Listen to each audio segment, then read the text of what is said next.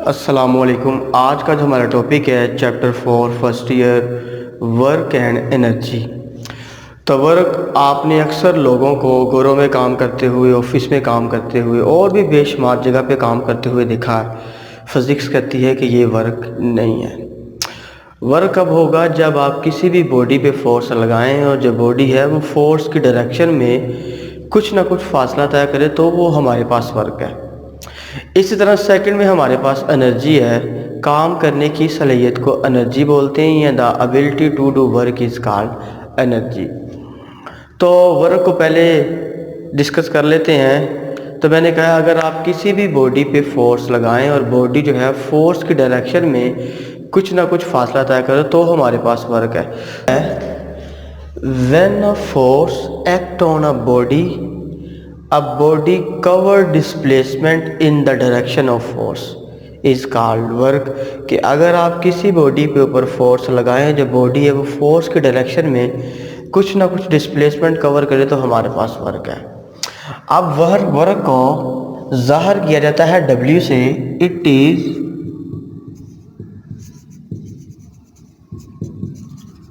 Denoted by W, और work हमारे पास scalar quantity है।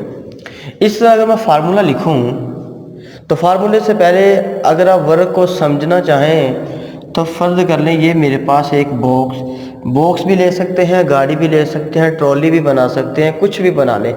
तो ये मेरे पास गाड़ी है,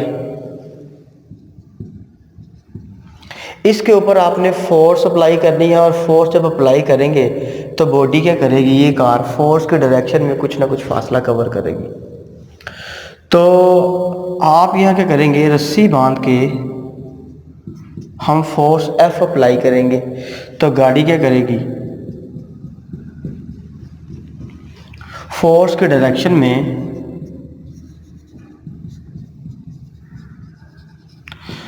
कुछ ना कुछ डिस्प्लेसमेंट कवर करेगी, और फोर्स और डिस्प्लेसमेंट के दरमियान कोई ना कोई एंगल भी होगा, वो थीटा है। अब वर्क अगर आप फार्मूला देखें, वो होता है F डॉट डी। जिस तरह से आपने A डॉट बी को देखा था ए बी कॉस थीटा, इसी तरह F डॉट डी क्या होगा?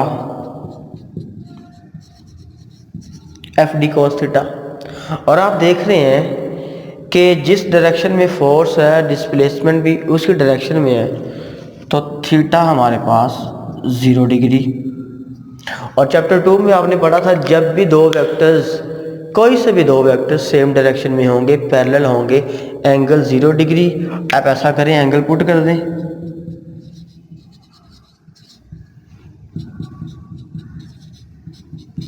cos 0 कैलकुलेटर आपको बता देगा कि 1 होता है।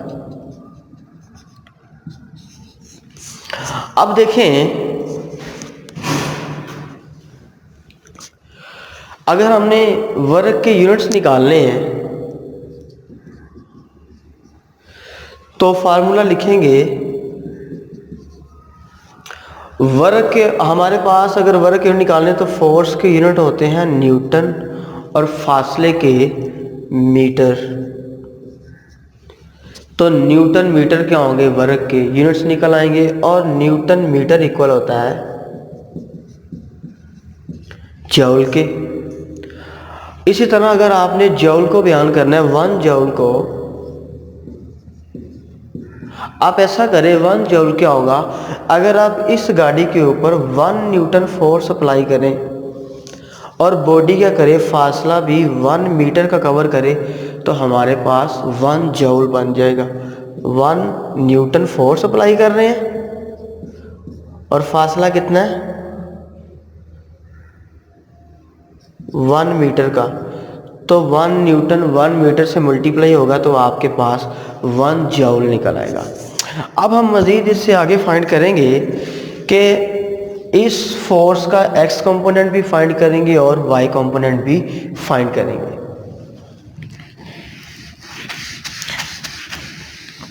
और अगर आप फोर्स का एक्स कंपोनेंट फाइंड करना चाहते हैं तो क्या करेंगे? यहाँ पे आप कंपोनेंट ड्रा करेंगे।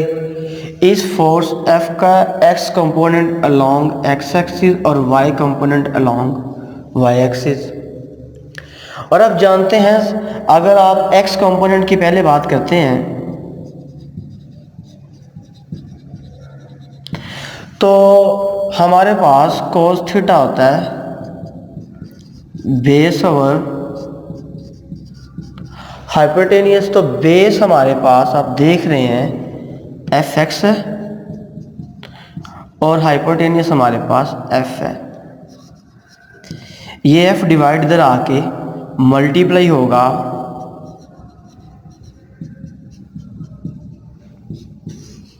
F cos theta is equal to F x आ गया। इसी तरह हम वाई कंपोनेंट की बात करेंगे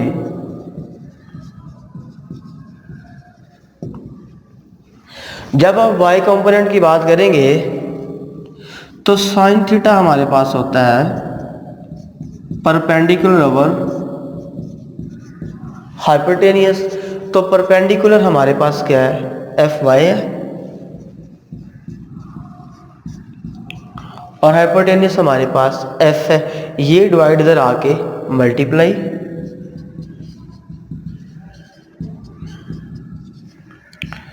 तो आपने फोर्स का x कंपोनेंट भी फाइंड कर लिया और y भी फाइंड कर लिया। अब हम देखेंगे कि जो हमारा वर्क है वो कहाँ पे मैक्सिमम होता है, कहाँ मिनिमम होता है। तो देख लेते हैं।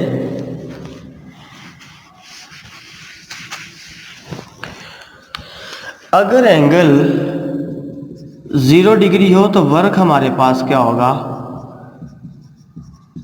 मैक्सिमम होगा। इसी तरह अगर एंगल हमारे पास लेस देन 90 डिग्री हो तो वर्क हमारे पास पॉजिटिव होगा। और अगर ऐसा हो थीटा ग्रेटर देन 90 डिग्री है तो वर्क हमारे पास नेगेटिव होगा। इसी तरह अगर एंगल हमारे पास 90 डिग्री हो तो वर्क हमारे पास 0 होगा। इससे आगे आपकी बुक में 2 एग्जांपल्स हैं, उनको डिस्कस कर लेते हैं। पहली ये है,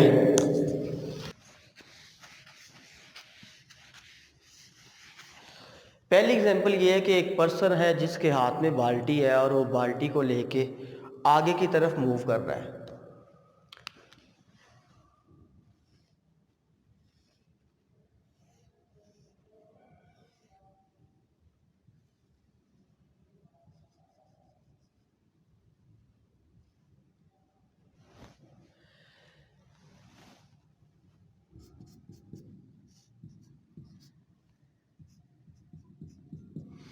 अब ये बाल्टी है और इसमें कुछ भी हो सकता है, वाटर भी हो सकता है और भी कोई चीज़ हो सकती है। कहता है ये किसी पर्सन के हाथ में है और वो बैग या बाल्टी उठाए हुए आगे की तरफ जा रहा है। वेलोसिटी v के साथ वो आगे मूव कर रहा है, जबकि फोर्स की तरह है ऊपर की तरफ। तो आप देख रहे हैं फोर्स और वेलोसिटी के दरमियान एंगल कितना है, 90 डिग्री है।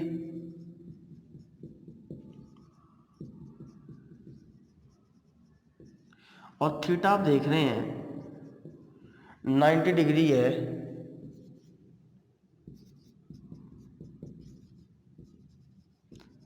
और cos 90 0, तो हर चीज़ क्या आ जाएगी,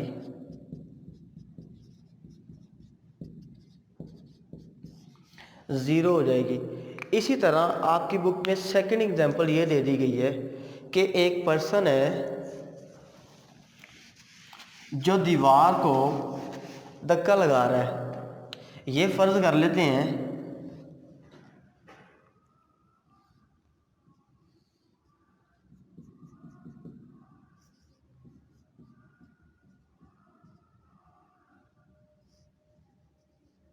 ये पर्सन और ये दीवार को धक्का लगा रहा है। यूँ ही समझ लीजिए जैसे ये दीवार को मैं धक्का लगा रहा हूँ ऐसे। तो आपकी बुक वाला कहता है बताएं क्या ये वर्क है या नहीं है। तो अगर आप फार्मूला लिखें,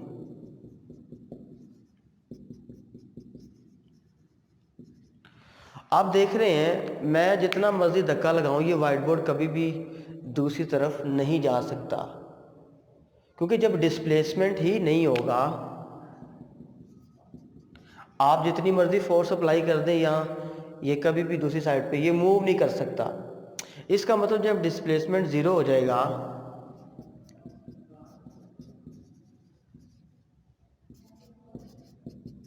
तो हर चीज़ क्या होगी, ज़ीरो होगी। तो आपने देख लिया है जो मैंने पहले बात की थी कि अगर आप डिफरेंट लोगों को देखें जो ऑफिस में काम करते हैं, घरों में काम करते हैं, वो वर्क नहीं होता। तो आपने इस एग्जांपल से देख लिया है। और यहाँ से भी वर्क कब होगा, जब आप किसी भी बॉडी पे फोर्स लगाएं और बॉडी का करें फोर्स की डायरेक्शन में कुछ ना कुछ फासला तय करो। तो इसमें आपके एमसीक्यूज भी हैं और शॉर्ट क्वेश्चन भी हैं।